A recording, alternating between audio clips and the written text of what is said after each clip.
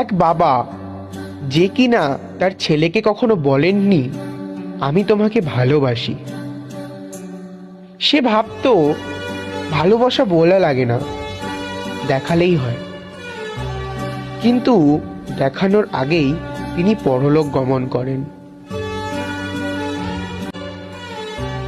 কিছু বছর পরে ছেলে এক পুরনো চিঠি পায়, যেখানে লেখা ছিল, বলতে পারিনি, কিন্তু তুমি আমার জীবনের সবচেয়ে সুন্দর গল্প।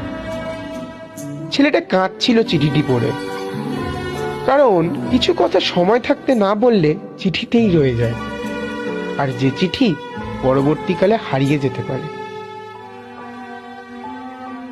আমি এই গল্প বলার পর কথা বলা বন্ধ করে দিই কিছুক্ষণ,